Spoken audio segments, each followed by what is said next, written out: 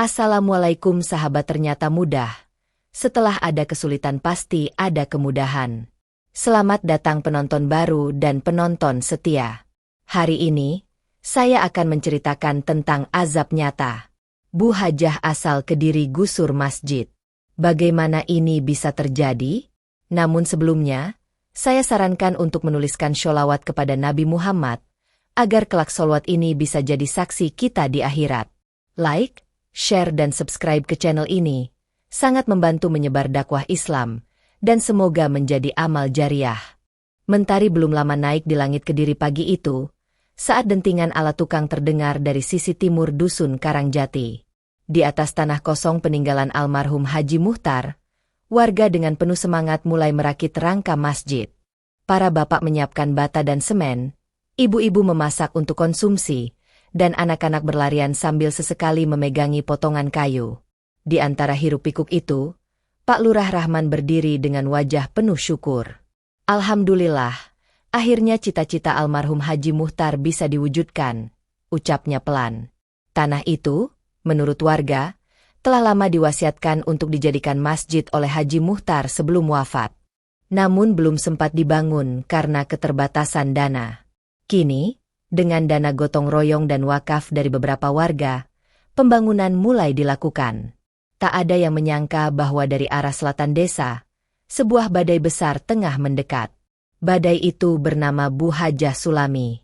Sore harinya, sebuah mobil mewah berhenti tepat di depan lokasi pembangunan. Dari dalamnya, turun seorang wanita paruh baya berjilbab besar. Wajahnya bersih namun keras. Warga menghentikan aktivitasnya. Semua mengenali sosok itu. Dialah satu-satunya anak kandung dari Haji Muhtar, pewaris sah seluruh tanah peninggalan orang tuanya. Dengan langkah cepat, Bu Hajah melangkah ke tengah pembangunan dan berteriak lantang, "Hentikan semua ini! Kalian kira kalian siapa membangun di atas tanah saya tanpa izin?" Suasana mendadak hening. Pak Lurah yang tadi tersenyum, kini menegang. Beberapa warga mencoba menenangkan Bu Hajah, namun sia-sia. "Maaf Bu Hajah," ucap Pak Lurah dengan hati-hati. "Tanah ini dulu sudah diwasiatkan oleh almarhum Haji Muhtar untuk jadi masjid." Semua warga bersaksi. "Wasiat? Mana buktinya? Surat? Stempel? Kalau tidak ada, itu cuma omong kosong. Saya pemilik sah tanah ini. Dan saya tidak pernah mengikhlaskan 1 meter pun tanah saya untuk dibangun apapun. Apalagi masjid," jawab Bu Hajah tajam. Beberapa ibu-ibu menangis. Anak-anak bingung. Para tukang berhenti bekerja. Bu Hajah berdiri di tengah puing-puing awal bangunan dengan sorot mata tajam. Hatinya sekeras batu. Tidak ada satupun dari warga yang berani melawannya. Apalagi mendengar kabar bahwa Bu Hajah sudah menyiapkan surat somasi untuk warga yang bersikeras membangun. "Aku beri waktu 3 hari. Kalau tidak dibongkar, aku akan bawa alat berat. Ingat itu," ucapnya sebelum masuk kembali ke mobilnya dan melesat pergi. Warga mulai panik. Ada yang mengusulkan mencari bantuan hukum, ada juga yang mengusulkan menemui tokoh agama untuk musyawarah. Namun malam itu, hampir semua warga dusun berkumpul di surau tua sebelah barat desa, memohon petunjuk dari Allah agar diberi keadilan. Tak ada yang menyangka, langkah Bu Hajah untuk menggusur masjid itu benar-benar akan dilakukannya. Dan tak ada yang tahu, malam itu langit Kediri mulai berubah. Angin berembus pelan namun dingin. Seolah membawa tanda bahwa akan ada kejadian besar menimpa kampung itu. Dan semua akan berawal dari satu kesombongan manusia yang menolak kehendak Allah. 3 hari berlalu dengan kecemasan yang menggantung. Warga desa Karangjati menunggu dengan harap-harap cemas, berharap Bu Hajah mengurungkan niatnya. Tapi doa mereka seolah belum dikabulkan. Tepat pada hari ketiga, pukul 8 pagi, raungan mesin ekskavator mengguncang halaman desa. Sebuah truk besar berhenti di depan lokasi pembangunan masjid. Dari dalamnya, turun operator alat berat, lalu disusul mobil pribadi milik Bu Hajah. Ia datang dengan pakaian serba hitam dan wajah tanpa senyum. Di tangannya tergenggam map berisi dokumen hak milik tanah, seolah ingin menegaskan bahwa dialah pemilik sah lahan itu. Warga berkumpul di tepi jalan, menyaksikan dengan mata berkaca. Beberapa di antara mereka memohon. Bahkan Pak Lurah sendiri mendekat dan berkata lirih, "Bu Hajah, mohon, beri kami waktu. Kita bisa bicara baik-baik. Ini rumah ibadah, bukan pasar atau warung." Namun Bu Hajah tak bergeming. Tidak ada yang perlu dibicarakan. Masjid ini dibangun tanpa izin saya. Ini penghinaan terhadap keluarga saya. Aku tidak akan biarkan satu bata pun berdiri di tanah ini. Dengan isyarat tangannya, ekskavator mulai bergerak. Tembok setinggi pinggang yang sudah berdiri roboh seketika. Debu beterbangan. Kursi, papan kayu, dan kerangka tiang berserakan. Suara anak-anak menangis memecah kesunyian. Seorang nenek tua yang sedang mengaji terisak di sudut lokasi, memeluk mushaf dengan tubuh gemetar. "Ya Allah, ampunilah kami," gumamnya pelan. Namun Bu Hajah tetap berdiri tegak. Di pikirannya, tidak ada yang salah dengan tindakannya. Ia merasa benar karena tanah itu warisan. Ia merasa dihina oleh warga yang berani membangun tanpa izin. Baginya, ini soal harga diri dan kehormatan, bukan soal ibadah atau niat baik. Di rumahnya malam itu, Bu Hajah duduk di ruang tamu sambil memandangi dokumen tanah yang baru saja dia fotokopi. Ia puas. Tapi entah mengapa, malam terasa lebih sunyi dari biasanya. Lampu di ruang tamu beberapa kali berkedip. Suara angin mendesis di sela-sela jendela yang tidak sepenuhnya tertutup. Saat tengah malam, tiba-tiba terdengar suara pintu kamar tertutup sendiri. Bu Hajah terlonjak. Ia berdiri, hendak berjalan ke kamar. Namun saat melangkah, kakinya terasa berat. Sangat berat. Seperti ditahan sesuatu dari dalam tubuh. Detik berikutnya, tubuhnya limbung. Duk! Ia terjatuh. Tubuhnya terbanting di lantai dingin rumahnya sendiri. "Ya Allah!" jeritnya. Tapi suaranya nyaris tak keluar. Ia mencoba berdiri, namun kedua kakinya tak bergerak. Ia cubit pahanya. Tidak ada rasa. Ia tepuk-tepuk betisnya. Hampa. Dalam waktu singkat, seluruh tubuh bagian bawahnya mati rasa. "Tolong!" teriaknya dengan sisa tenaga. Tetangga yang mendengar segera berlari ke rumahnya. Mereka membopong tubuh Bu Hajah ke atas kasur. Tapi tak satupun dokter atau perawat yang datang malam itu bisa menjelaskan apa penyebabnya. Tekanan darah normal, tidak ada luka, tidak ada benturan. Namun Bu Hajah tidak bisa berdiri. Bahkan menggeliat pun tidak bisa. Keesokan harinya, kabar lumpuhnya Bu Hajah menyebar cepat. Warga berbisik-bisik. Ada yang berkata itu karma. Ada pula yang berkata itu ujian. Tapi satu yang pasti, tidak ada satupun warga desa Karangjati yang mengolok-olok. Mereka justru datang menjenguk, membawakan bubur, air zam-zam, dan doa. Namun Bu Hajah tetap membisu. Di dalam hatinya mulai muncul ketakutan yang tidak pernah ia rasakan sebelumnya. Ketakutan yang membuatnya mulai mempertanyakan, apakah ini benar-benar hanya sakit biasa, atau teguran dari langit? Hari-hari Bu Hajah di atas ranjang semakin panjang. Sudah seminggu lebih ia tak bisa bangun dari pembaringannya. Ranjang kayu yang dulu hanya digunakan untuk tidur malam, kini menjadi satu-satunya tempat ia menghabiskan waktu. Di sampingnya, ada kipas angin kecil yang berputar lambat, dan Al-Quran yang ia letakkan sejak bertahun-tahun lalu, belum tersentuh. Di luar rumah, dunia berjalan seperti biasa. Burung-burung berkicau, anak-anak sekolah berlalu lalang, dan warga desa Karangjati mulai kembali menata sisa bangunan masjid yang dihancurkan. Mereka tak melawan. Tak ada yang melapor. Tak satu pun yang mengumpat. Mereka justru berdoa. Berharap Allah melunakkan hati Bu Hajah. Di sisi lain, di dalam rumah Bu Hajah, rasa sepi mulai menyesakkan dada. Ia bukan hanya tidak bisa berjalan. Ia tidak bisa buang air tanpa bantuan orang lain. Makan harus disuapi. Bahkan untuk berpindah posisi tidur, ia butuh ditopang. Anak-anaknya tinggal di kota.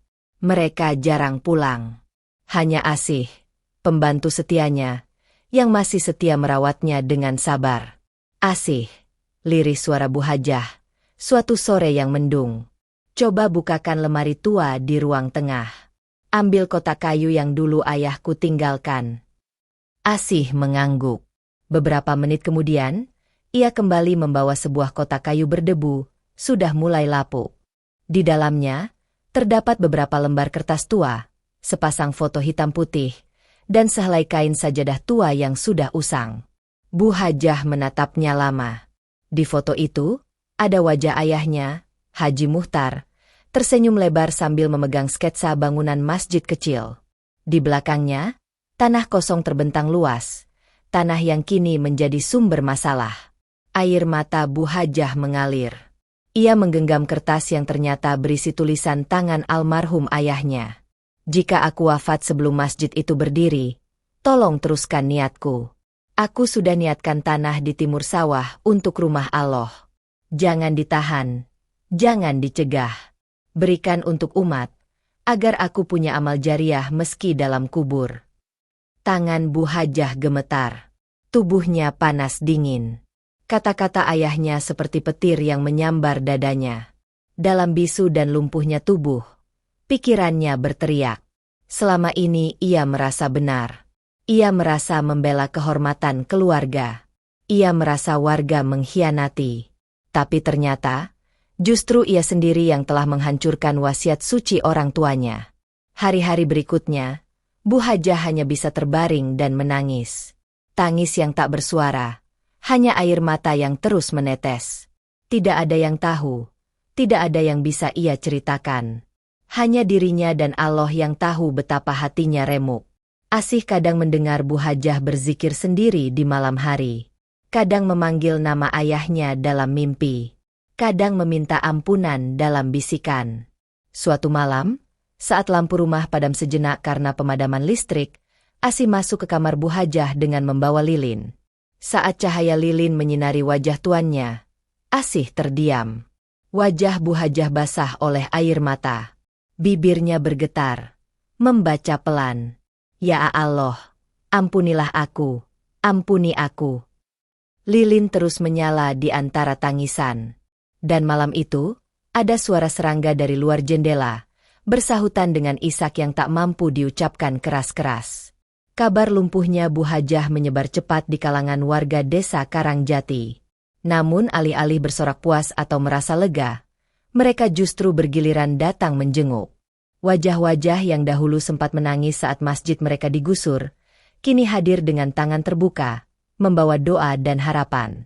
Pak Lurah Rahman datang membawa bingkisan buah dan air zam-zam. Ia duduk di samping ranjang Bu Hajah sambil membaca doa. Ustaz Rifai dari pesantren kampung sebelah datang dengan senyum tulus, membacakan surat Yasin dengan suara lembut. Bahkan anak-anak pengajian, yang dahulu menangis karena sajadah mereka terinjak ekskavator, kini ikut mendoakan Bu Hajah dari balik jendela rumah. Di tengah semua itu, hati Bu Hajah semakin luluh. Setiap kali seseorang datang dan memaafkannya tanpa diminta, ia merasa ditampar oleh kasih sayang yang tak mampu ia balas. Rasa malu menggerogoti hatinya. Ia tak bisa membalas dengan apapun. Hanya air mata dan doa yang ia kirimkan dalam diam. Suatu sore, saat hujan gerimis turun membasahi halaman rumah, Bu Hajah meminta dipanggilkan Ustaz Rifai. Asih, tolong, panggilkan beliau, ucapnya lemah. Tak lama kemudian, Ustaz datang dengan langkah tenang. Di ruang tidur yang remang, Bu Hajah memaksakan diri bangkit dibantu Asih, walau tubuhnya masih tak mampu menopang. Dengan suara bergetar, ia berkata, Ustaz, saya salah besar, saya menyesal, saya hancurkan rumah Allah, padahal itu tanah yang sudah diniatkan oleh bapak saya. Ustaz Rifai menatapnya lama, lalu mengangguk pelan.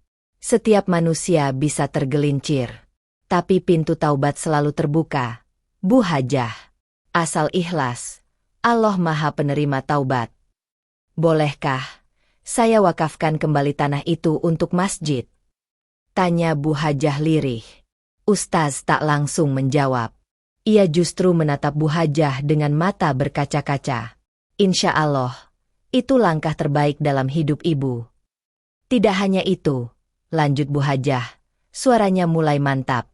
Saya akan menjual sebagian tanah sawah saya di barat desa untuk membantu membangun kembali masjid.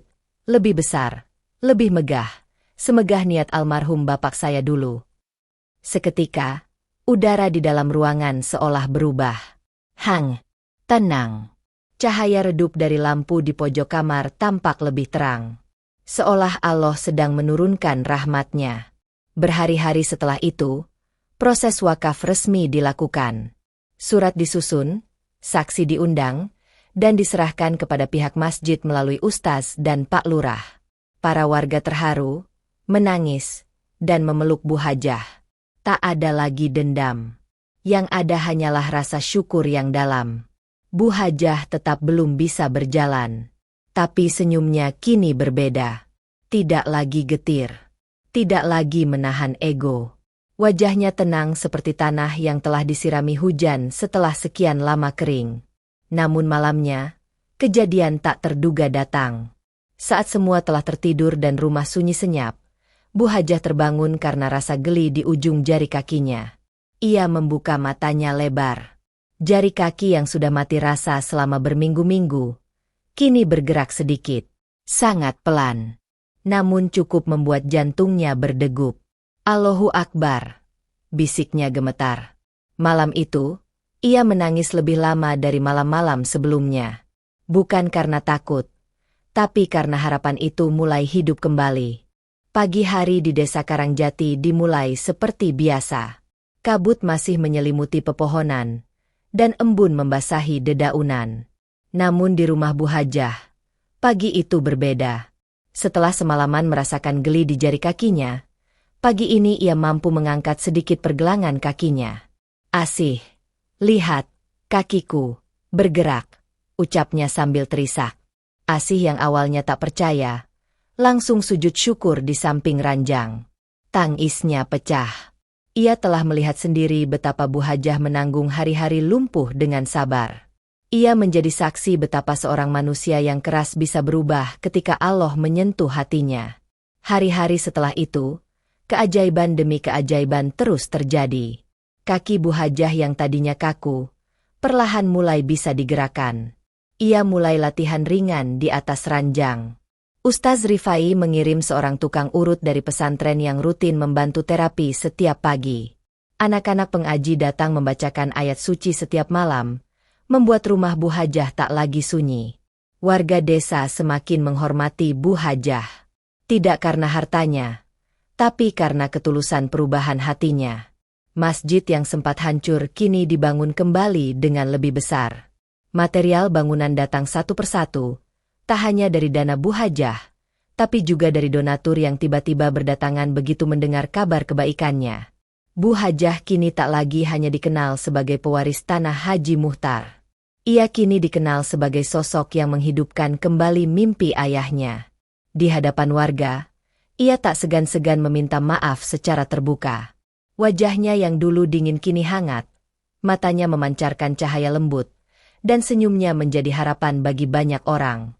Pada suatu hari Jumat, tepat sebelum waktu zuhur, untuk pertama kalinya setelah hampir 2 bulan lumpuh, Bu Hajah berdiri di depan masjid baru yang belum rampung. Ia berjalan tertatih dengan tongkat, disambut takbir dari para warga. Allahu Akbar, terdengar serentak dari para lelaki yang baru saja menyusun bata terakhir di sisi barat masjid. Di tangannya, Bu Hajah membawa sebuah bingkisan kecil. Ia serahkan kepada Ustaz Rifai. Ini, sajadah milik almarhum bapak saya. Letakkan di sudut masjid ini. Biarlah sajadah ini menjadi saksi bahwa niatnya tidak pernah mati. Warga menangis haru. Beberapa bahkan tak kuasa menahan sujud syukur. Sementara itu, langit Kediri sore itu tampak berbeda. Awan putih perlahan membuka jalan bagi sinar matahari yang hangat. Seakan langit pun menyambut langkah Bu Hajah yang kini tak lagi berat. Setiap tapaknya seakan menghapus jejak masa lalu yang kelam. Namun jauh di dalam hati Bu Hajah, ia tahu perjalanannya belum selesai. Karena saat seseorang sudah disentuh oleh ampunan Allah, maka hidupnya bukan lagi untuk dirinya sendiri, tapi untuk membayar setiap detik yang dulu pernah dilalui dalam kesombongan. Sejak keajaiban itu datang, suasana rumah Bu Hajah berubah total. Tak ada lagi aroma kesombongan, tak ada lagi kata-kata keras dari bibirnya. Yang ada hanya zikir, doa, dan linangan air mata dalam setiap waktu yang ia lewati. Namun dalam hatinya, ada satu beban yang belum tuntas. Malam itu, Bu Hajah memanggil Asih ke kamarnya. Ia meminta diantarkan ke makam ayahnya, Haji Muhtar. Bukan dengan mobil, tapi dengan kursi roda. Karena meskipun kini ia sudah bisa berjalan pelan, tubuhnya belum sepenuhnya pulih. "Asih, aku ingin bicara dengan bapakku," bisiknya dengan suara lirih. Langit malam mendung. Bintang-bintang bersembunyi di balik awan. Tanah pekuburan di pinggir desa itu sepi, hanya diterangi cahaya lampu Petromax kecil yang dibawa Asih. Angin malam meniup pelan dedaunan kering yang berserakan. Sesampainya di depan pusara, Bu Hajah menangis. Tangannya gemetar saat menyentuh nisan sederhana bertuliskan nama sang ayah. Ia bersujud sebisanya di hadapan gundukan tanah itu. "Bapak, ampuni aku telah menodai amanahmu, aku hancurkan niat suci yang kau tanamkan," ucapnya sambil menggenggam batu nisan erat. Air mata jatuh tanpa henti. Asih berdiri di samping dengan mata berkaca, menyaksikan majikannya yang dulu terkenal keras, kini hancur dalam penyesalan di bawah langit malam.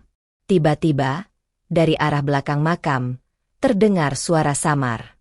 Seperti lantunan ayat suci yang ditiup angin. Pelan, namun jelas. Seolah ada yang sedang membaca Al-Quran dari kedalaman bumi. "Asih, kau dengar itu?" tanya Bu Hajah perlahan. Suaranya bergetar. Asih mengangguk perlahan. "Iya, Bu. Tapi tak ada orang lain di sini." Suara itu hanya berlangsung beberapa detik, lalu hilang. Namun getaran yang ditinggalkannya merasuk sampai ke tulang. Suasana menjadi sakral. Udara seolah membeku. Hanya suara jangkrik yang tersisa di antara malam yang kian larut. Malam itu Bu Hajah pulang dalam diam. Namun sejak saat itu, ia tidak pernah lagi berbicara tentang penyesalan. Karena dalam hatinya, ia merasa sang ayah telah memaafkannya. Esoknya, ia meminta pada tukang bangunan agar dibuatkan musola kecil di samping masjid yang sedang dibangun. Ia beri nama Langgar Al-Muhtar.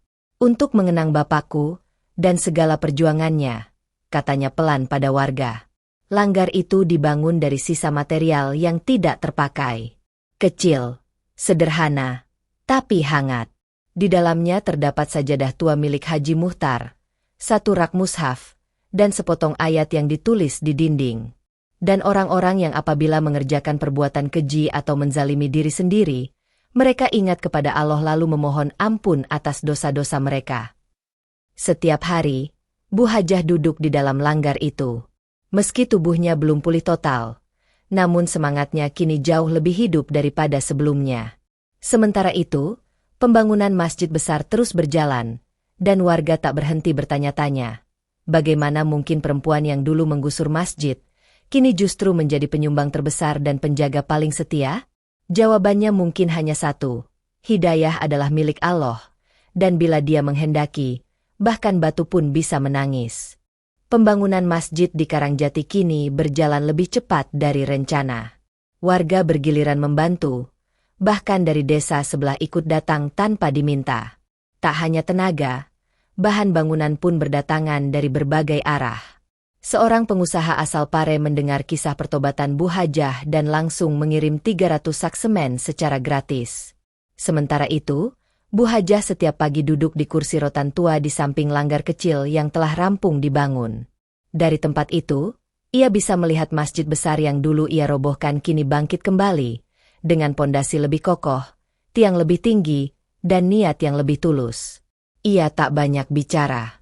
Tapi siapapun yang datang ke langgar, pasti menemukannya tengah memejamkan mata, menggenggam tasbih, atau sekadar memandang para pekerja dengan sorot mata penuh doa. Namun suatu pagi, sesuatu yang tak biasa terjadi. Seorang pria tua tak dikenal datang membawa sebilah tongkat kayu, jubah putih lusuh, dan wajah penuh kerutan. Ia berjalan pelan mendekati Bu Hajah lalu duduk di sampingnya tanpa berkata sepatah kata pun. Bu Hajah menatapnya, sedikit terkejut. Tapi pria tua itu hanya tersenyum. Lalu, dari balik sorban kusamnya, ia keluarkan selembar kertas usang yang dilipat 4.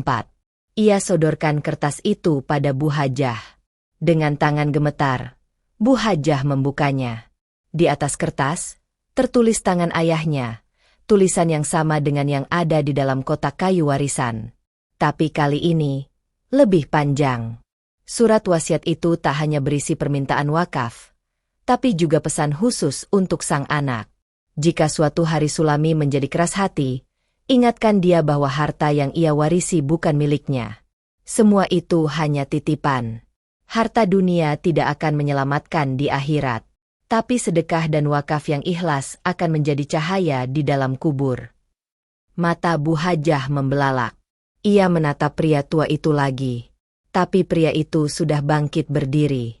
Dengan suara pelan, ia hanya berkata, "Masjid ini bukan milik siapa-siapa, Bu Hajah. Tapi akan jadi jalan pulang bagi banyak orang yang tersesat." Lalu ia berjalan perlahan, menghilang di balik kerumunan warga yang tengah mengaduk pasir dan semen. "Asih, kamu lihat orang tadi?" tanya Bu Hajah buru-buru. Asih yang sedang membawa teh untuknya melihat ke sekeliling. "Orang mana, Bu?"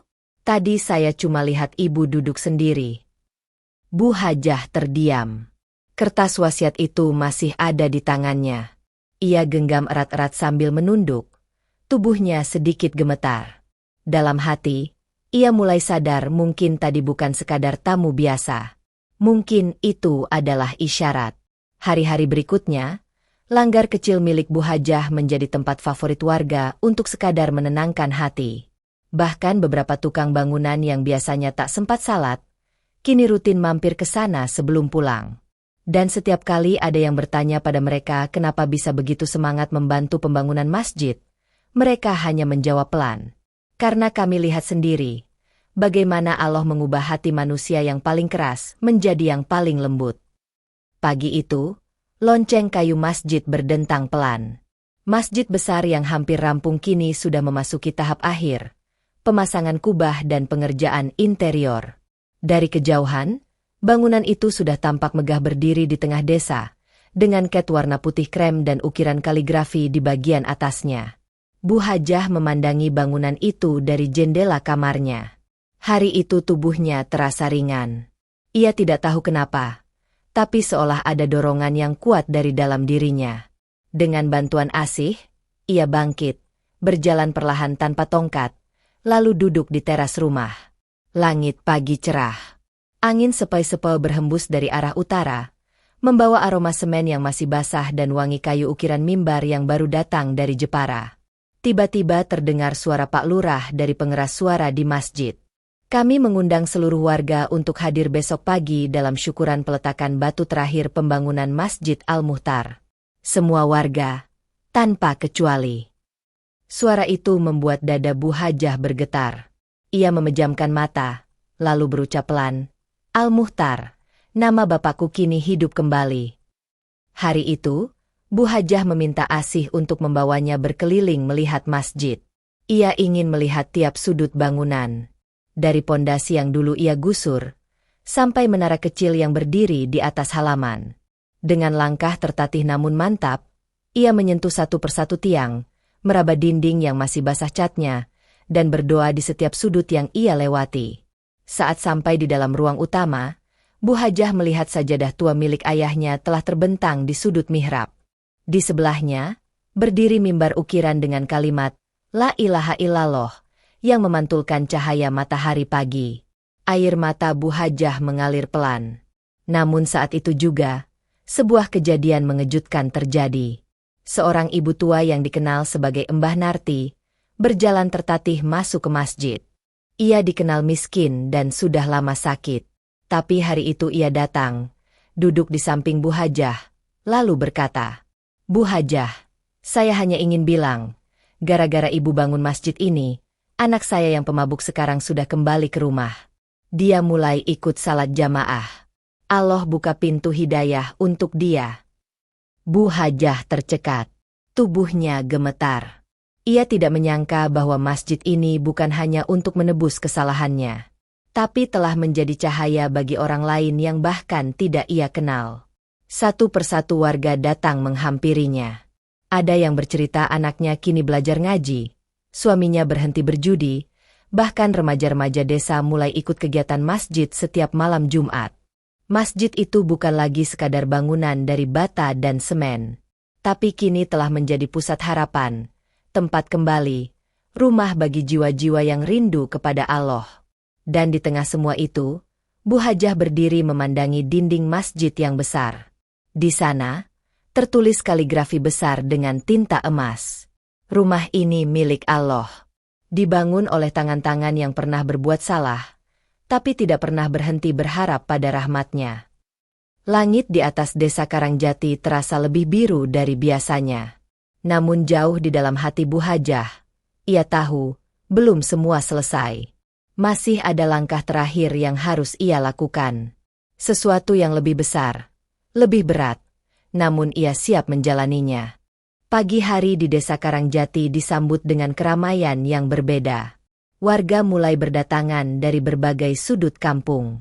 Di pelataran Masjid Al-Muhtar, tikar-tikar digelar, hidangan sederhana disusun di atas nampan rotan.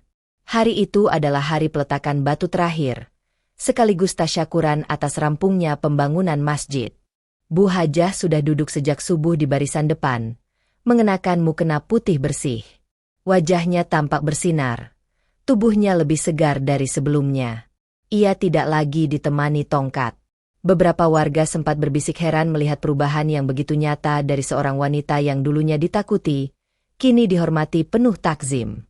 Setelah pembacaan doa dan tahlil, Pak Lurah berdiri di atas panggung kecil dan memegang mikrofon. Suaranya pelan, namun tegas. Kita semua tahu, masjid ini bukan hanya dibangun dari batu bata, tapi dari air mata, dari pengorbanan, dan dari perubahan hati yang tidak bisa diukur dengan dunia. Semua mata tertuju pada Bu Hajah. Ia menunduk pelan. Pak Lurah melanjutkan, dan hari ini, Bu Hajah Sulami menyampaikan satu keputusan penting yang akan kita dengarkan bersama. Suasana hening. Hanya suara angin menyentuh dedaunan. Bu Hajah bangkit perlahan dari tempat duduknya. Dibantu Asih, ia berjalan ke depan. Berdiri di samping mikrofon, ia menghela napas panjang. Bapak-bapak, ibu-ibu, anak-anakku semua. Saya Sulami. Mungkin kalian masih ingat saya sebagai wanita yang dulu menggusur masjid ini. Saya keras. Saya salah. Dan Allah telah menegur saya dengan cara yang lembut namun menampar jiwa saya. Saya sudah ikhlas mewakafkan tanah ini. Tapi hari ini, saya ingin menyampaikan satu hal lagi. Semua wajah menatapnya serius. Saya sudah menjual seluruh tanah sawah milik saya di sisi barat. Hasilnya, akan saya serahkan seluruhnya untuk pembelian lahan tambahan, agar masjid ini bisa diperluas, dibuat taman Quran, dan dibangun tempat tinggal bagi santri yang ingin belajar agama tapi tak punya biaya. Terdengar isakan dari beberapa sudut. Bu Hajah melanjutkan. Suaranya bergetar. Saya tidak punya apa-apa lagi. Tapi saya bahagia. Karena untuk pertama kalinya dalam hidup, saya merasa, saya benar-benar memiliki sesuatu yang tak bisa dicuri oleh dunia. Warga berdiri. Beberapa maju memeluk Bu Hajah.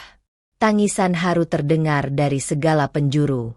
Bahkan anak-anak kecil ikut meneteskan air mata tanpa mengerti sepenuhnya apa yang sedang terjadi.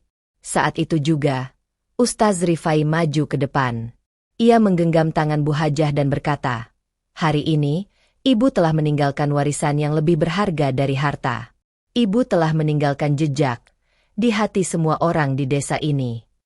Setelah acara usai, Bu Hajah kembali ke rumah. Tubuhnya terasa lelah, tapi hatinya ringan. Ia duduk di serambi depan, memandang masjid dari kejauhan. Dari celah-celah kayu jendela, terlihat cahaya matahari sore menyapu menara masjid dengan warna emas yang hangat. "Asih," katanya pelan. "Iya, Bu," jawab Asih.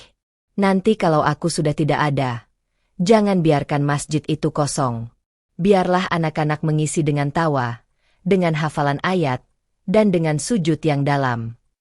Asih menahan tangis. Ia menggenggam tangan Bu Hajah erat-erat. Dalam hati, ia tahu, kalimat itu bukan ucapan biasa, tapi seolah sebuah wasiat terakhir dari seorang perempuan yang telah menebus kesalahannya dengan seluruh hidup. Pagi itu, langit Karangjati berwarna abu-abu lembut. Tidak ada suara ayam berkokok seperti biasanya. Angin berembus pelan dari arah utara, menyapu halaman rumah Bu Hajah Sulami yang tenang. Di dalam rumah, Asi tengah menyiapkan teh hangat seperti biasa, sementara Bu Hajah masih terbaring di ranjang kayunya. Namun saat Asi masuk ke kamar sambil membawa nampan kecil berisi teh dan kurma, langkahnya terhenti. Bu Hajah terbaring dengan wajah menghadap kiblat. Senyumnya lembut. Bibirnya basah, seperti baru saja mengucap sesuatu. Matanya terpejam damai. Di sampingnya, Al-Quran kecil terbuka di halaman akhir. Asih. Suara lirih itu terdengar di dalam kepala Asih, seakan masih berbisik. Tapi tubuh Bu Hajah sudah tak bergerak. Asih bergetar. Ia menggenggam tangan majikannya yang dulu begitu keras. Kini telah dingin. Allahu Akbar, bisiknya pelan. Berita kepergian Bu Hajah menyebar cepat. Warga dari berbagai dusun datang. Tidak ada suara tangisan histeris. Yang ada hanya isak haru dan doa yang terus mengalir. Semua orang seolah tahu, ini bukan kematian biasa. Ustaz Rifai yang memimpin prosesi pemakaman berdiri di hadapan ratusan pelayat. Ibu Sulami pergi dalam keadaan bersih. Beliau wafat di pagi hari Jumat, dalam keadaan berwudhu, dan menghadap kiblat. Seorang wanita yang dahulu kita kenal keras, namun Allah lembutkan hatinya, hingga wafat dalam senyuman. Jenazah Bu Hajah dimakamkan tepat di samping langgar kecil Al-Muhtar. Sebuah batu nisan sederhana ditancapkan, bertuliskan namanya dengan kaligrafi indah dan ayat dari Al-Baqarah. Sesungguhnya Allah mencintai orang-orang yang bertaubat dan menyucikan diri. Beberapa hari setelah pemakaman, Masjid Al-Muhtar diresmikan. Ribuan orang hadir, termasuk tokoh agama, pengusaha, hingga anak-anak yatim yang dulunya tidak pernah mengenal masjid. Di mimbar utama, terpasang sebuah papan marmer kecil. Di situ tertulis, masjid ini dibangun oleh tangan-tangan yang pernah keliru. Tapi Allah menyentuh hati mereka, dan menjadikan kesalahan itu jalan menuju surga. Dan setiap sore, anak-anak kecil berlarian di halaman masjid, mengaji di bawah rindangnya pohon mangga, tertawa dan sujud tanpa takut. Karena mereka tahu, rumah Allah ini berdiri bukan hanya dari semen dan batu, tapi dari hati seorang wanita yang pernah jatuh, namun bangkit dengan izin Allah. Langit Karangjati tak lagi kelabu. Setiap adzan berkumandang, suara gema dari menara masjid membelah desa, menyapa rumah-rumah, dan menyentuh hati siapapun yang mendengarnya. Dan di setiap doa yang terucap, nama Bu Hajah Sulami disebut dengan penuh hormat, sebagai lambang dari seseorang yang pernah tergelincir, tapi kembali dengan cahaya. Kisah Bu Hajah Sulami mengajarkan bahwa tidak ada manusia yang sempurna. Kesombongan bisa menutupi hati siapa saja, bahkan mereka yang telah dekat dengan agama. Namun kasih sayang Allah jauh lebih luas dari dosa siapapun. Ketika seseorang mau bertaubat, ikhlas memperbaiki diri, dan menebus kesalahan dengan amal, maka Allah bukakan pintu-pintu kebaikan dari arah yang tak pernah disangka. Masjid Al-Muhtar bukan hanya bangunan tempat sujud. Ia menjadi bukti nyata bahwa hati manusia bisa berubah, dan bahwa satu kebaikan yang dilakukan dengan ikhlas bisa membawa perubahan besar bagi banyak orang. Firman Allah. Sesungguhnya Allah mencintai orang-orang yang bertaubat dan menyucikan diri. Surat Al-Baqarah 222. Sobat, setelah mendengar kisah ini, kalian ingin kami hadirkan cerita seperti apa lagi? Kisah nyata inspiratif, azab yang menggetarkan hati, atau kejadian-kejadian luar biasa yang penuh hikmah? Tulis di kolom komentar ya. Dan jangan lupa, like, share, dan subscribe agar tidak ketinggalan kisah-kisah selanjutnya yang menggetarkan jiwa.